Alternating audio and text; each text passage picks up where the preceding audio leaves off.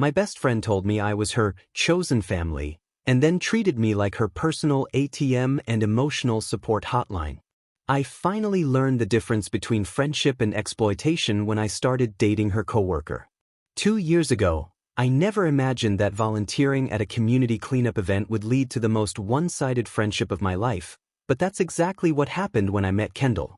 I was 27 then, working as a municipal water treatment specialist in Denver, spending my days ensuring clean drinking water reached thousands of homes while most people never thought twice about turning on their taps. The work was steady and meaningful, even if it wasn't glamorous, and I'd found a comfortable rhythm between my professional responsibilities and weekend adventures. That Saturday morning at the river cleanup, I was focused on removing invasive plants when this energetic blonde woman started working alongside me, chattering about everything from microplastics to vintage Fleetwood Mac albums. Kendall was 24, managed social media campaigns for eco-friendly startups, and had this infectious enthusiasm that made even pulling weeds feel like an adventure. We discovered we both collected vinyl records and spent our free time rock climbing at local crags, which led to exchanging numbers and planning weekend trips to tackle new routes together. Those early months felt like I'd found my adventure partner and intellectual equal, someone who shared my environmental concerns and appreciated both the technical challenges of climbing and the nostalgic warmth of spinning records on lazy Sunday afternoons.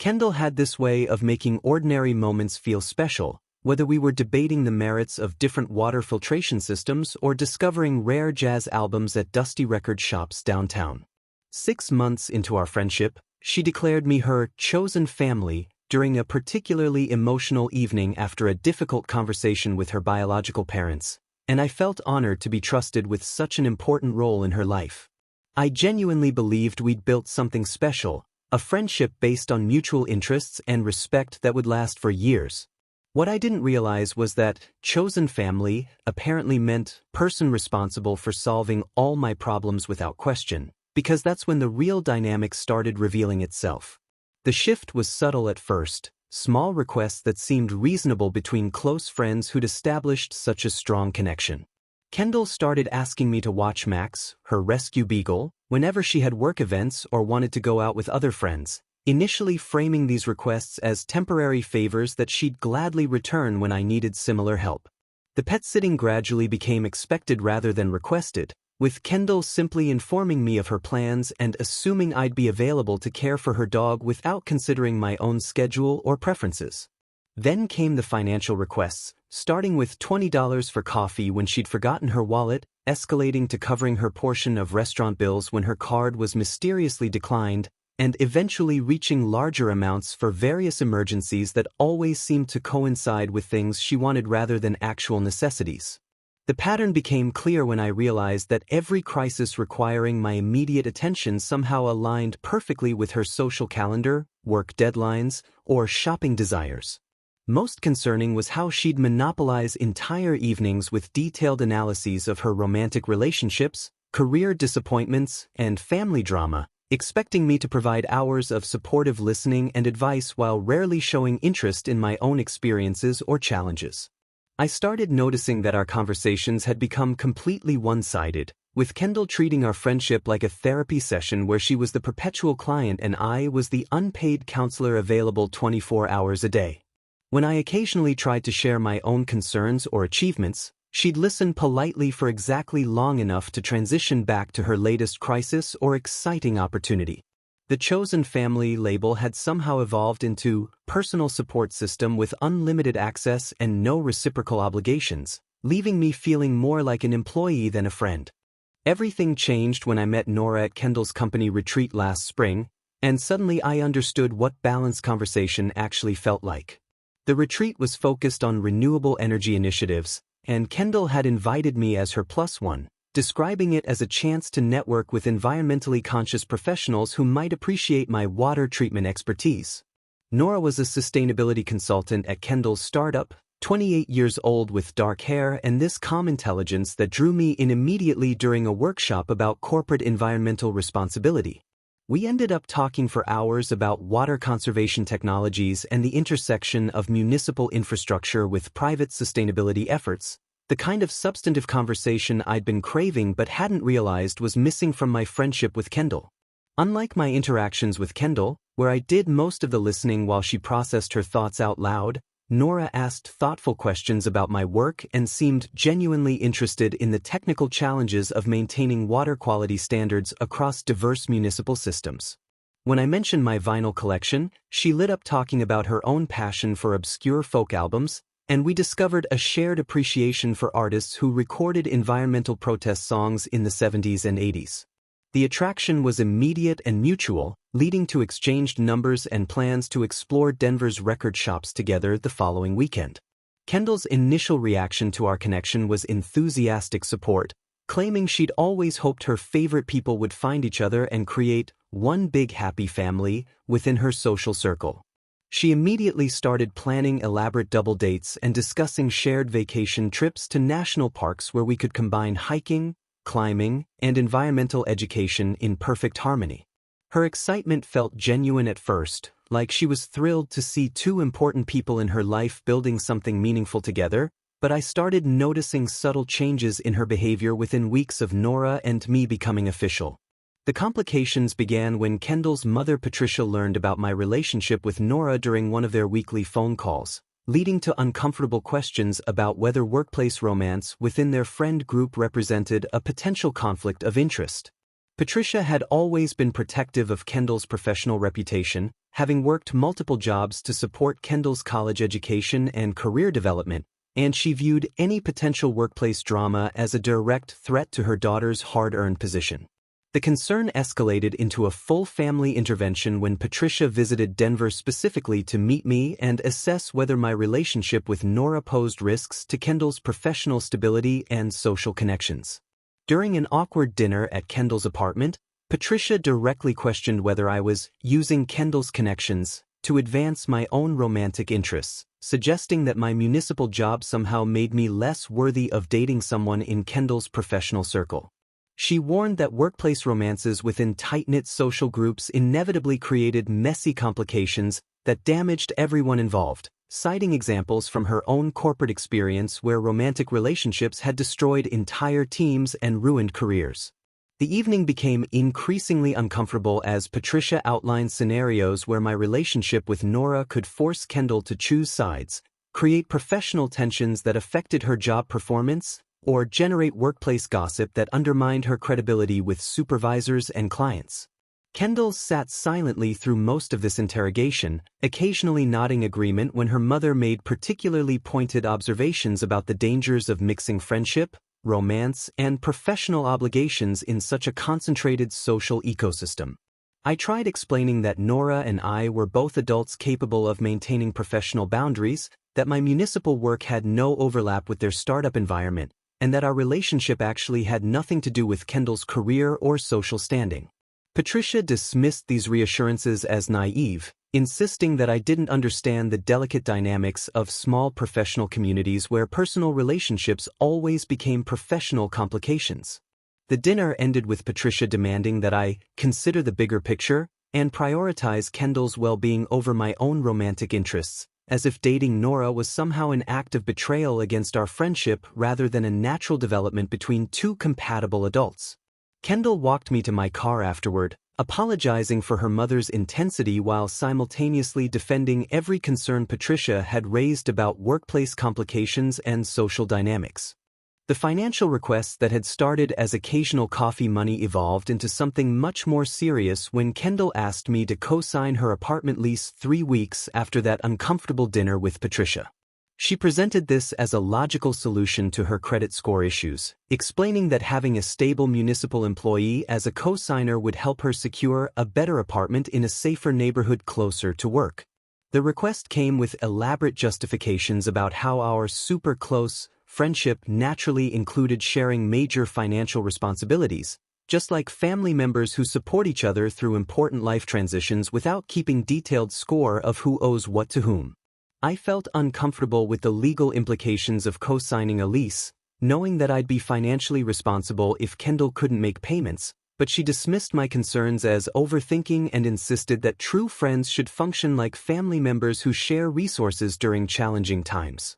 The apartment lease discussion was still unresolved when Max required emergency surgery for a torn ligament, leading to veterinary bills totaling $2,800 that Kendall claimed she couldn't afford on her social media management salary. She approached me with detailed estimates from 2 different veterinary clinics, tears streaming down her face as she described Max's pain and her desperation to help him heal properly rather than choosing cheaper treatment options that might leave him permanently disabled. The emotional manipulation was subtle but effective, framing my potential refusal to help as condemning an innocent animal to unnecessary suffering because of my selfishness and financial paranoia. I found myself writing a check for the full amount while Kendall promised to repay me through monthly installments that somehow never materialized despite her frequent social media posts about expensive brunches, concert tickets, and weekend getaway trips with other friends.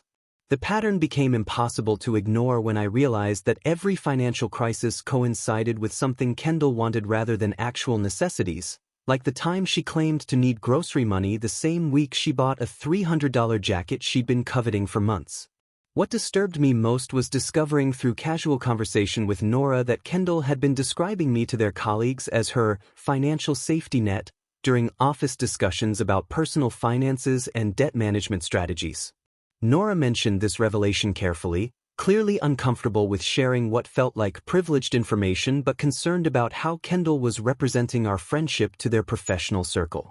According to Nora, Kendall had boasted about being able to always count on Blake to solve money problems, describing our financial arrangement as proof of our special bond rather than acknowledging the one-sided nature of these transactions. She'd apparently told multiple coworkers that having a friend in municipal work meant access to someone with steady income and conservative spending habits who understood the importance of helping friends achieve their dreams and maintain their lifestyle standards. The casual way she discussed my financial support suggested she viewed these loans as entitlements rather than generous favors that required gratitude and repayment planning. This revelation coincided with Kendall's request for $3,000 to attend a weekend music festival featuring several bands from her college years, presented as a once-in-a-lifetime opportunity to reconnect with her authentic self and process recent family stress through therapeutic musical experiences. When I hesitated to approve such a large loan for what was clearly a luxury rather than necessity,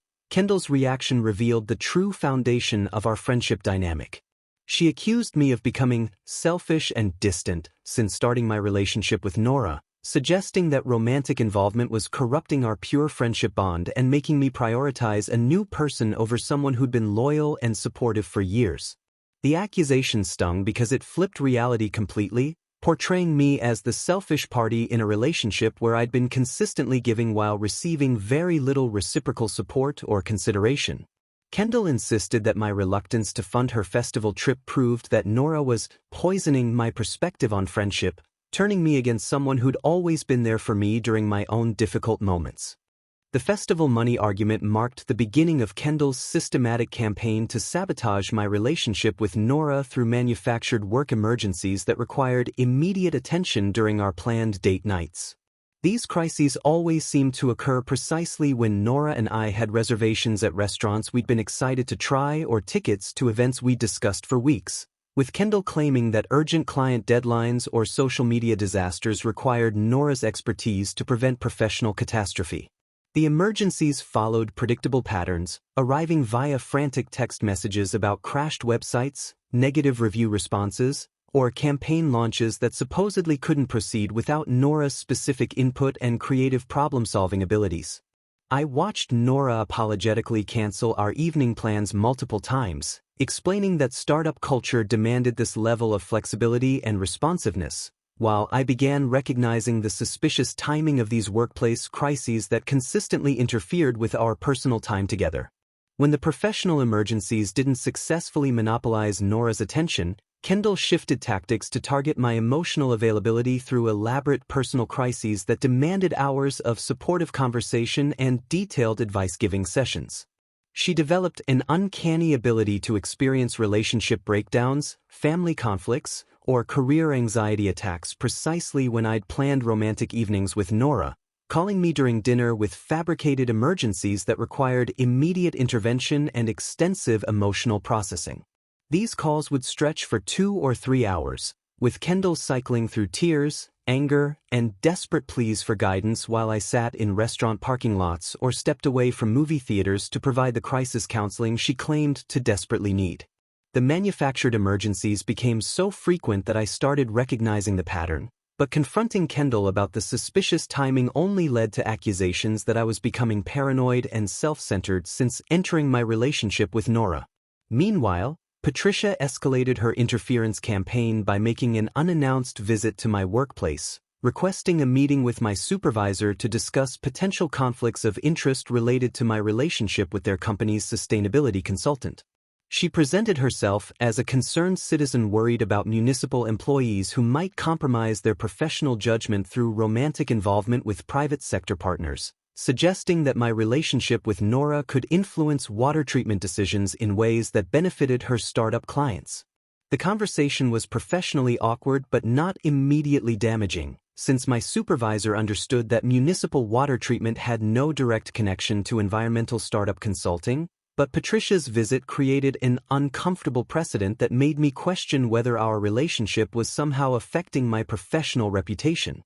The workplace visit was followed by Patricia's systematic documentation campaign, where she began tracking every interaction between Nora and me at social gatherings, professional events, and casual encounters within their extended network of environmental activists and sustainability professionals. She created detailed notes about our conversations, the frequency of our public appearances together, and any instances where our relationship might have influenced business discussions or networking opportunities that could theoretically benefit Nora's career advancement. This documentation process was presented as protecting the workplace environment from romantic complications, but I recognized it as building evidence for some future confrontation about how our relationship threatened the established social order that prioritized Kendall's comfort and access to unlimited support. Kendall participated enthusiastically in this surveillance project, providing Patricia with screenshots of social media posts, details about our weekend activities, and analysis of how my behavior had changed since beginning the relationship with Nora. The collaboration between mother and daughter created an atmosphere of constant monitoring that made every public appearance feel like performance under scrutiny, with both women evaluating whether our relationship displayed appropriate boundaries or excessive intimacy that might disrupt their preferred social dynamics. 6 weeks into my relationship with Nora, I finally recognized that maintaining my sanity required establishing clear boundaries around money lending, emergency availability, and pet care responsibilities, regardless of how Kendall and Patricia might react to these necessary changes. I scheduled a conversation with Kendall at a neutral coffee shop, explaining that healthy friendships required mutual respect and reciprocity rather than one-sided dependency where one person provided unlimited resources while the other contributed primarily emotional drama and financial obligations. The boundary-setting conversation covered specific areas where our dynamic had become unsustainable, including my refusal to co-sign financial commitments, my unavailability for non-emergency pet care during planned date nights, and my decision to limit crisis counseling sessions to reasonable timeframes that didn't monopolize entire evenings. I emphasized that these changes weren't punishments or rejections of our friendship, but necessary adjustments that would allow our relationship to develop in healthier directions where both people felt valued and respected rather than exploited or taken for granted. Kendall listened with increasing agitation, interrupting frequently to argue that true friendship shouldn't require such rigid boundaries and that my new limitations proved how much I'd changed since beginning my relationship with someone who clearly didn't understand the depth of our connection. Her immediate response was scheduling what she called an intervention-style meeting at her apartment, inviting Patricia and 2 other mutual friends to participate in a group discussion about my recent behavioral changes and their impact on our established friendship ecosystem. The meeting felt like an ambush designed to overwhelm me with collective pressure rather than address legitimate concerns through respectful dialogue, with Kendall presenting a detailed slideshow presentation about how my new priorities were systematically destroying relationships that had taken years to build and nurture. She'd prepared charts documenting the decline in our shared activities, graphs showing reduced response times to her emergency calls, and comparative analyses of my availability before and after beginning my relationship with Nora, presenting this data as evidence of betrayal rather than natural evolution in response to changing circumstances. The presentation included testimonials from Patricia about the professional risks my relationship posed to Kendall's career stability, supported by examples from other friend groups where romantic relationships had created irreparable divisions and lasting resentment among previously close social circles. Kendall dramatically declared that my new boundaries represented a fundamental betrayal of our super close promise, arguing that real friendship meant unlimited availability and unconditional support regardless of personal inconvenience or financial cost to the supporting party. She accused Nora of deliberately poisoning our pure connection with romantic jealousy and possessiveness, suggesting that my girlfriend was systematically isolating me from meaningful friendships in order to maintain exclusive control over my time,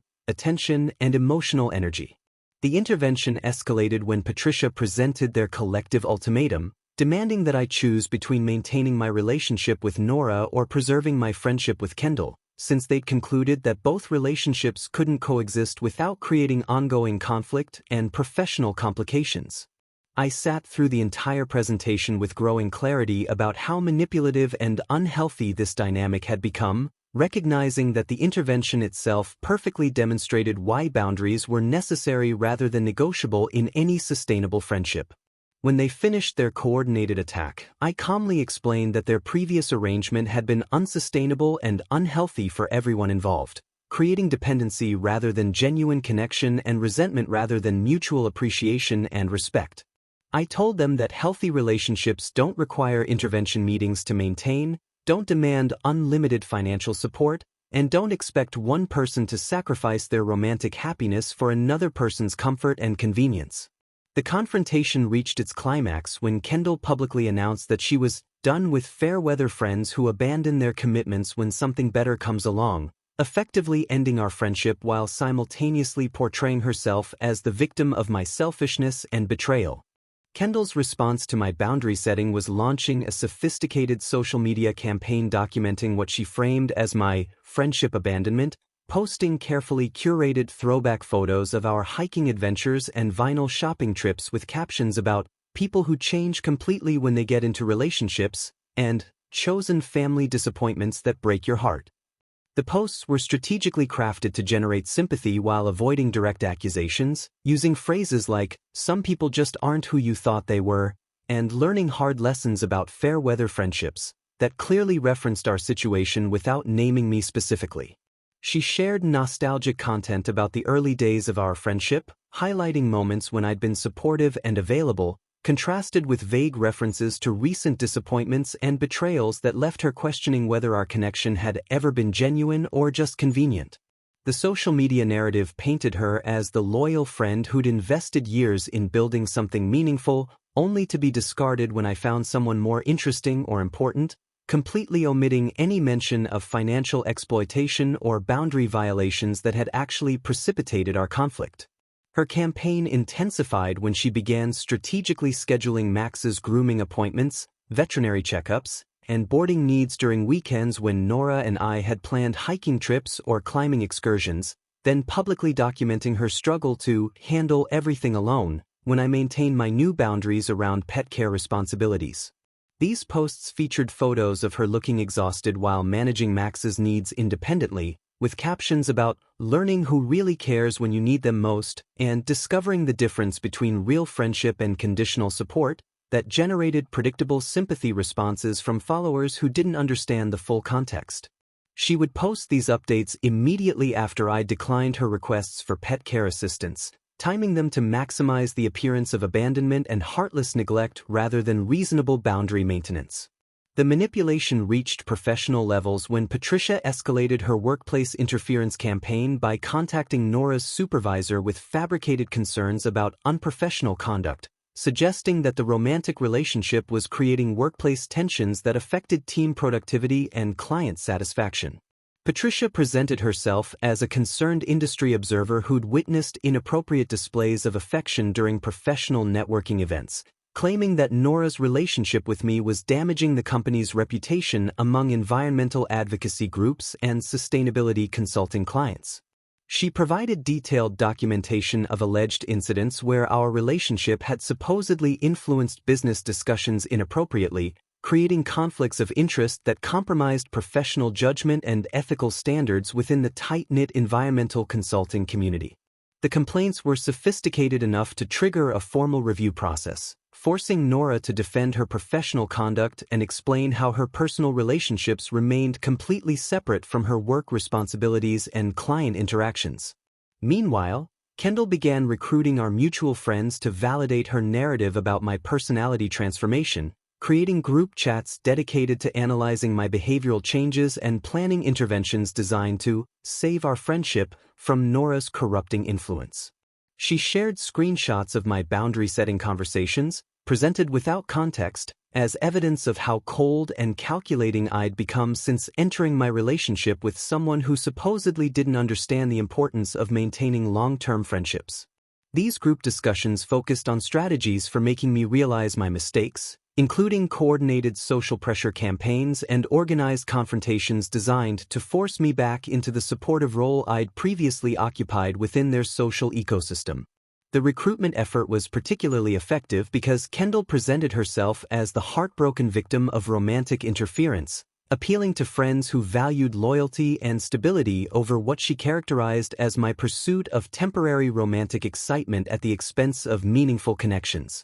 8 months after implementing my boundaries, Nora and I had developed a strong partnership built on mutual respect, shared financial responsibilities, and healthy communication patterns that felt revolutionary after years of one-sided emotional labor and financial exploitation. Our relationship demonstrated what balanced connection actually looked like, with both of us contributing equally to planning adventures, covering expenses, and providing emotional support during stressful work periods or family challenges that required genuine partnership rather than dependent crisis management. We'd successfully navigated Nora's professional review process, which concluded that Patricia's complaints were unfounded and motivated by personal rather than professional concerns, leading to official documentation that protected Nora from future harassment while establishing clear protocols for handling external interference in workplace relationships. Meanwhile, Kendall continued demanding explanations for what she characterized as our friendship betrayal,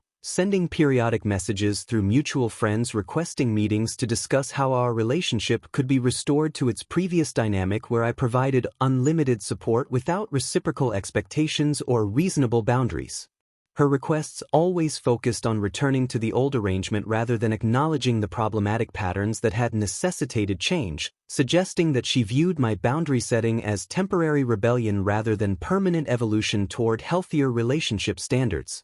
I maintain my position that genuine friendship required reciprocity and respect, consistently refusing to resume the financially exploitative dynamic despite increasingly desperate manipulation tactics that included fake emergencies, guilt trips about our shared history, and appeals to mutual friends who gradually recognized the one-sided nature of her complaints. The turning point came when Patricia finally apologized to Nora after learning through workplace investigation that her interference campaign had been based entirely on Kendall's exaggerated stories rather than actual professional problems or ethical violations that warranted formal complaint procedures. Patricia admitted that she'd been manipulated by her daughter's narrative about romantic interference destroying important friendships, acknowledging that her own protective instincts had led to inappropriate workplace harassment that could have damaged Nora's career unfairly. The apology included recognition that Kendall's version of events had omitted crucial details about financial exploitation and boundary violations, presenting a distorted picture that made my reasonable requests for reciprocity appear like sudden personality transformation or romantic brainwashing rather than natural response to unsustainable demands. Patricia's change of perspective created tension within their family dynamic, as Kendall could no longer rely on maternal support for her victim narrative and had to confront the possibility that her own behavior had contributed significantly to our friendship's dissolution. Kendall made one final attempt to restore our previous relationship dynamic by creating an elaborate fake emergency involving Max's health, claiming that the beagle had ingested something toxic and required immediate veterinary attention that she couldn't afford without my financial assistance and emotional support. The fabricated crisis was designed to trigger my protective instincts and bypass my established boundaries through manufactured urgency that would justify resuming our old patterns of financial dependency and unlimited availability for pet care responsibilities. However, I recognized the manipulation pattern immediately, having learned to identify the suspicious timing and emotional intensity that characterized Kendall's crisis creation strategies, and I maintained my boundaries while suggesting she contact actual emergency veterinary services or animal poison control hotlines for legitimate medical guidance. When she realized that her emergency fabrication hadn't restored my willingness to provide unconditional support, Kendall finally acknowledged that our friendship had evolved beyond repair, expressing bitter acceptance that I'd chosen my relationship with Nora over loyalty to someone who'd been family long before romantic complications entered the picture. The experience taught both Nora and me valuable lessons about distinguishing between authentic friendship and emotional parasitism, recognizing manipulation tactics that exploit generosity and guilt, and building relationship foundations based on mutual support rather than codependent exploitation where one person provides everything while the other contributes primarily drama and financial obligations.